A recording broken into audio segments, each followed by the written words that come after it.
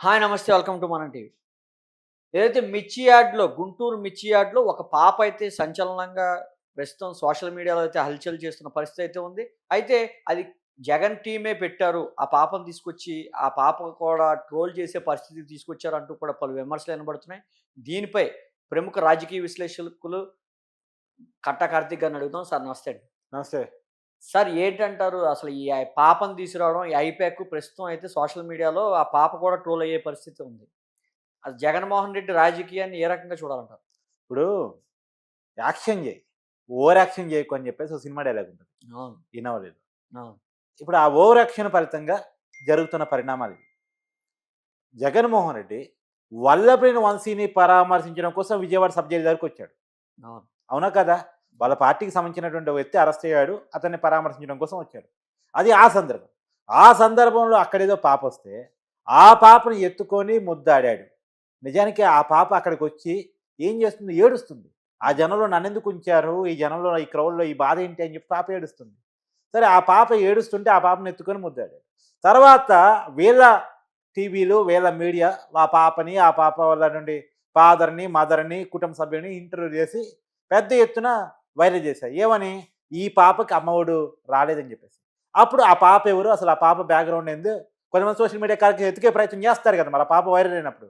అవును. ఆ పాప పల్నాడు జిల్లాలో పలానా స్కూల్‌లో చదువుతుంది. అంటే మిగతా వాళ్ళ లెక్క మనం మాట్లాడలేం కాబట్టి ఆ పాప డీటెయిల్స్ మనం బయట పెట్టట్లే. పలానా స్కూల్‌లో చదువుతుంది. ఆ పాప ఫీజు రూ. 1,00,000 పైనే ఉంది. 1,00,000-2,00,000 వరకు ఆ పాప ఫీజు అని చెప్పేసి వాళ్ళ ఫాదరు గోల్డ్ బిజినెస్ చేస్తారు. మదర్ కూడా ఎంప్లాయిడ్. ఇయన్నీ విషయాలు ఒక్కొక్కటిగా బయట పెట్టారు. ఏమైంది ఇంతకీ? జగన్ గారికి వాస్తవాలు బయటపడ్డాయి. హ్మ్. జగన్ గారికి సంబంధించినటువంటి వాస్తవాలన్నీ బయటపడ్డాయి. ఇప్పుడు 1,00,000, 2,00,000 ఫీజు కట్టే వాళ్ళకి అమ్మఒడేంటి? అవును. ఫీ అమ్మఒడి ఎవరికిస్తారు? వైట్ అవును. రేషన్ కార్డ్ ఉండి ఫీజులు అంటే ఒక స్థాయి ఉన్నటువంటి వాళ్ళకి అమ్మఒడి.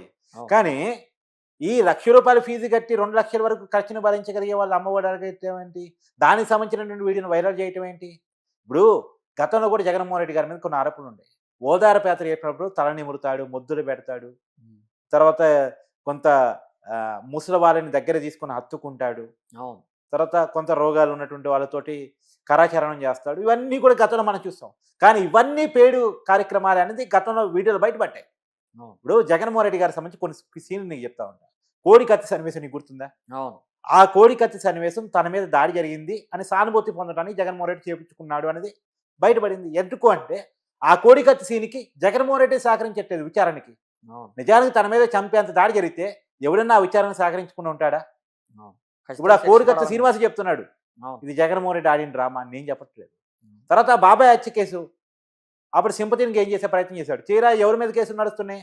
వాళ్ళ పార్టీ ఎంపీ అవినాష్ రెడ్డి మీద కదా కేసులు నడుస్తున్నాయి. అవును. సిబిఐ విచారణ అతని మీద కదా. సరే ఇది కూడా పక్కన పెట్టు. మన గులకరాయి ఉంది. గులకరాయి దాడిని సొంత అమ్మ కూడా నమ్మలేదుగా. విజయమ్మ కూడా నమ్మలేదుగా. అవును. ఇప్పుడు ఎన్ని డ్రామాలు ఒక్కోటి. ఇవన్నీ వైజాగ్‌లో చూసినప్పుడు సాఫ్ట్‌వేర్ కంపెనీకి కూడా ఒకప్పుడు ఐపాక్ టీమ్ వచ్చింది. ఒకప్పుడు అవును. ప్రశాంత్ కిషోర్ వాళ్ళకి హ్మ్. సలహాలు ఇస్తూ ఉండేవాడు. స్ట్రాటజిస్ట్‌గా ఉండేవాడు. ఐపాక్ టీమ్ వాళ్ళ కోసం పనిచేస్తుండేది. అవును. ఐపాక్ టీమ్ ప్రశాంత్ కిషోర్ ఏందంటే ఇలాంటి సలహాలే చెప్తా ఉంటాడు. హ్మ్. ఇప్పుడు మమతా బెనర్జీ బెంగాల్‌లో కాలు ఇరగ్గొట్టుకోమని చెప్పాడు. హ్మ్. కాలు కారులో పడేసుకొని, కాలుకి నొప్పేసుకొని, కట్టేసుకొని ప్రచారం చేసుకుంది. Sympathy gaining politics. అవును. ప్రశాంత్ కిషోర్ ఇలాంటి సలహాలు ఇస్తా ఉంటాడు. ఇలాంటి సలహాలు నమ్మినటువంటి జగన్మోహన్ రెడ్డి ఫస్ట్ చేశాడు. వర్కౌట్ అయింది కూడా. 2019 ఎన్నికల్లో వర్కౌట్ అయింది. అవును. తర్వాత ప్రశాంత్ కిషోర్‌ని పక్కన పెట్టేసాడు. ప్రశాంత్ కిషోర్ ఏందంటే అప్డేటెడ్ సలహాలు ఇస్తారు. ఈ సలహా ఇప్పుడు వర్కౌట్ అయిందంటే ఇంకోసారి ఇంకో సలహా ఇస్తాడు. కానీ ప్రశాంత్ కిషోర్‌ని పక్కన పెట్టేసాడు జగన్మోహన్ రెడ్డి. ఐపాక్ టీమ్‌ని వైసీపీ లాగేసుకుంది. హ్మ్. చెవిరెడ్డి భాస్కర్ రెడ్డి దాన్ని లాగేసుకొని చెవిరెడ్డి భాస్కర్ రెడ్డి నాయకత్వంలో ఐపాక్ టీమ్ పనిచేయడం స్టార్ట్ అయింది. అవును.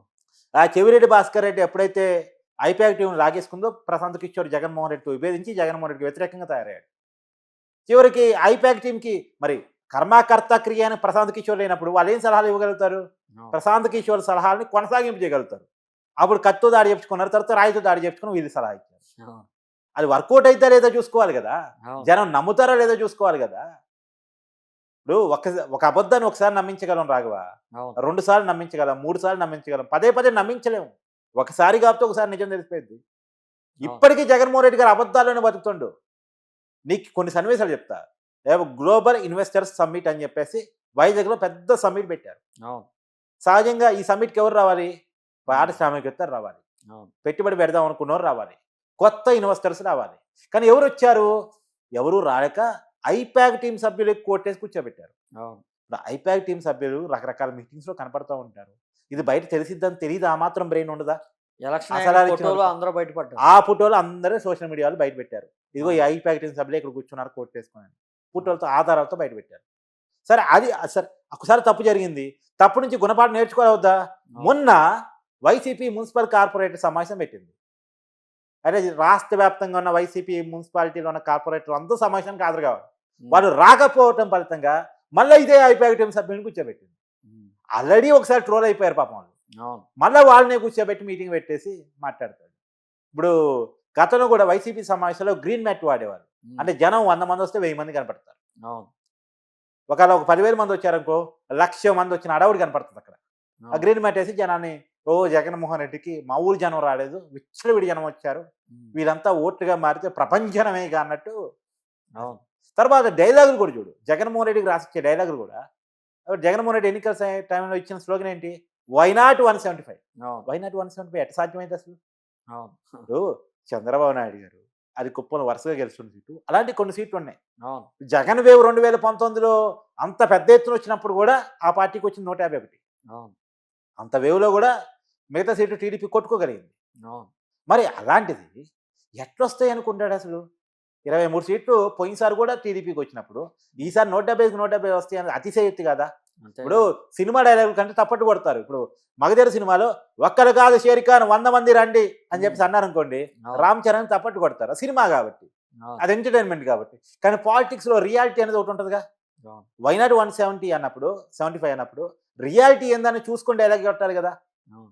ఏమైంది తీరా వైనాట్ 175 పక్కకు పోయింది. చివరికొచ్చేసరికి 11 సీట్లు మిగిలాయి. అవును. 11 సీట్లు. అంటే పరిస్థితి ఏంటి? అంటే వాస్తవాలను అర్థం చేసుకోకుండా డైలాగులు కొట్టడం గానీ, వాస్తవాన్ని అర్థం చేసుకోకుండా యాక్షన్ సీన్ క్రియేషన్ చేయటం కానీ, ఇది జగన్మోహన్ రెడ్డి చేస్తున్న తప్పు. దీని నుంచి మార్చుకోవాలి. దీనివల్ల జగన్మోహన్ రెడ్డే బ్లేమ్ అవుతున్నాడు. ఆయన క్రెడిబిలిటీ దెబ్బతింటుంది. అవును. ఆయన మాటలకి విలువ పోతుంది. ఆయన కామెడీ స్టార్‌గా మారిపోతున్నారు. చాలా సీరియస్ పొలిటీషియన్, ఒక పార్టీకి అధినేత, ఒక మాజీ ముఖ్యమంత్రి, ఓ మాజీ ముఖ్యమంత్రి కుమారుడు.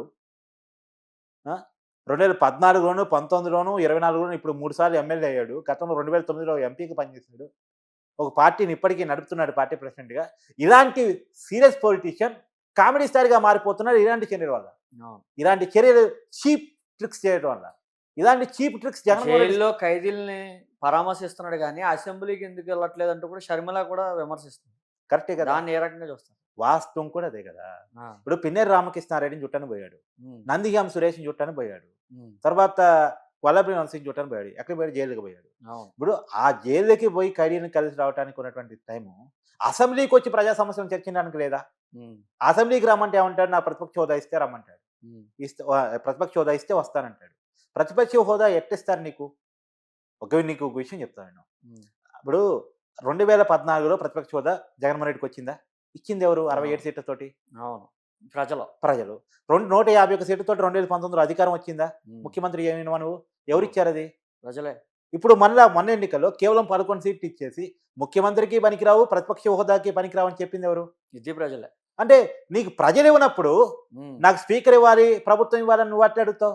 నీకు అవును. ఇవ్వాల్సినటువంటి ప్రజలు. అంతిమంగా ప్రజాస్వామ్యంలో ప్రజలే బాసు. ఆ ప్రజలు నీకు ఇవ్వలేదు. ప్రజలు నీకొద్దు, నువ్వు పనికిరావు అని చెప్పారు. పనికొస్తానని మళ్ళా ప్రజల దగ్గర పోయి మెప్పు పొందు. అవును. మళ్ళా ప్రజలే ఇస్తారు. నీకు నిజంగా నువ్వు ప్రజల మెప్పు పొందగలిగితే ప్రజలిస్తారు. అవును. అంతేగాని నీకు ఇవ్వటానికి స్పీకర్ ఎవరు? కూటమి ప్రభుత్వం ఎవరు? ఇంకొక మాట కూడా చెప్తా నేను. ఇప్పుడు 2014 ఎన్నికల్లో కాంగ్రెస్ పార్టీకి దేశంలో పార్లమెంట్‌లో ప్రతిపక్ష హోదా రాలేదు. కానీ పార్లమెంట్‌కి కాంగ్రెస్ ఎంపీలు పోయారా లేదా? అవును. పోయారు. పోయారు. 2019 ఎన్నికల్లో రాలేదు. పోయారా లేదా? హ్మ్. మొన్నొచ్చింది ప్రతిపక్ష హోదా రాహుల్ గాంధీకి. అవును. మొన్న 2024 ఎలక్షన్స్ వచ్చింది. కానీ 2014 వరకు నుంచి 2024 వరకు పార్లమెంట్‌కి పోయారా కాంగ్రెస్ ఎంపీలు? మాకు ప్రతిపక్ష హోదా ఇస్తేనే వస్తాం, లేకపోతే పార్లమెంట్‌కి రామని చెప్పారా? ఒకవేళ జగన్మోహన్ రెడ్డి గారిని అడగదలుచుకున్నా. నీకు అసెంబ్లీకి రావటం ఇష్టం లేదనుకో, నువ్వు రాకు, నీ ఎమ్మెల్యేలను పంపు. హ్మ్. అసలు మీ పార్టీకే రావటం ఇష్టం లేదనుకో, రాజీనామాలు చేయండి. హ్మ్. ఎమ్మెల్యేలకి ఎందుకు ఇంక మీకు? ఎమ్మెల్యే జీతం కావాలి, సెక్యూరిటీ కావాలి, అవును. గన్‌మెన్‌లు, అలవెన్స్‌లు, ట్రావెలింగ్ చార్జెసు, అవును. సెక్యూరిటీ అన్నీ కావాలి. నీకు సెక్యూరిటీ తక్కువ చేస్తే నువ్వు గోల గోల చేస్తావు. మొన్నేం చేసావు? గుంటూరు మిర్చి యార్డ్‌కి పోయి నా సెక్యూరిటీ ఇవ్వలేదని గొడవ గోల చేస్తున్నావు. అవును. నీకు సెక్యూరిటీ గవర్నమెంట్ నుంచి ఇవ్వాలి. జీతం గవర్నమెంట్ నుంచి రావాలి, అలవెన్సులు గవర్నమెంట్ నుంచి రావాలి, కానీ నువ్వు మాత్రం అసెంబ్లీకి రావు. అంతకు ముందు రోజేమో పోలీసులను బట్టలు తీసి నుంచోబెడతానండి. తర్వాత రోజేమో నాకు పోలీసులు సెక్యూరిటీ కింద కావాలంట. అదొక విషయం మళ్ళీ. నువ్వు అన్నది కరెక్ట్. మళ్ళీ ఆ, పోలీసులను తిట్టి మళ్ళీ పోలీసులే నాకు సెక్యూరిటీ కావాలంటావు. అవును. అసలు పోలీసుని బట్టి కొడతాను నువ్వు ఎట్టంటే మాజీ ముఖ్యమంత్రి చట్టం తెలిసిన వాడివి. ఉమ్, రెండోది, అసెంబ్లీకి రానప్పుడు నువ్వు ఎందుకబ్బా నువ్వు సెక్యూరిటీని కట్టిస్తారు? అవును. నువ్వు ఎమ్మెల్యేగా నీ బాధ్యత నెరవేర్చినప్పుడు అవును. నువ్వు పార్టీ ప్రెసిడెంట్ అయితే కావచ్చు కాక, మాజీ ముఖ్యమంత్రి అయితే కావచ్చు కాక, ఫస్ట్ ఏంటి, పులివెందుల ఎమ్మెల్యేవు నువ్వు. అవును. ఆ పులివెందుల ఎమ్మెల్యేగా నీ బాధ్యత నువ్వు తీర్చుకున్నప్పుడు నీకు గవర్నమెంట్ ఎందుకు సెక్యూరిటీ ఇవ్వాలి? గవర్నమెంట్ డబ్బులు నీకోసం ఎందుకు ఖర్చు పెట్టాలి? ఉమ్, నువ్వు ప్రజలకు సంబంధించిన పనుల్లో నువ్వు లేవు, అసెంబ్లీకి నువ్వు రావు, ప్రజా సమస్య మీద చర్చకు రావు. రానప్పుడు నీకెందుకు డబ్బులు ఇవ్వాలి? నీకెందుకు అలవెన్స్లు ఇవ్వాలి? అవును. నీకెందుకు సెక్యూరిటీ ఇవ్వాలి? ఎప్పుడైనా గుర్తుపెట్టుకో. ఇప్పుడు నువ్వు కంపెనీలో పని చేస్తున్నావు, ఉమ్, నువ్వు వచ్చి ఇక్కడ పని చేస్తే జీతం ఇస్తారా? పని చేయకుండా ఇంట్లో కూర్చున్న జీతం ఇస్తారా? అలాగే ఉంది ఇప్పుడు. పని చేయకుండా ఇంట్లో కూర్చొని కూడా అవును. నాకు నాకు జీతం కావాలి, నాకు నాకు జీతం అలవెన్సులు కావాలి, కావాలి నాకు అలవెన్సులు కావాలి, నాకు వెహికల్ పంపాలి అని అవును. ఇంట్లో కూర్చొని డిమాండ్ చేసినట్టుంది. ఇది అయ్యే పని కాదు రాఘవ. ప్రజాస్వామ్యంలో వాస్తవాన్ని జగన్మోహన్ రెడ్డి గ్రహించాలి తప్ప ఒక డ్రామాలతో, ఒక భ్రమలతో, ఒక యాక్షన్ సన్నివేశాలతోటి రాజకీయాలు నడుపుతానంటే, నేను చెప్పాను కదా, ఒక సీరియస్ పొలిటీషియన్ కాస్త జోకర్గా మారే అవకాశం ఉంటుంది. ఐపాక్ డ్రామాలు అయితే మానేయాలంటారు. ఖచ్చితంగా మానేయాలి. ఖచ్చితంగా మానేయాలి. ఓకే సార్, థ్యాంక్ యూ అండి.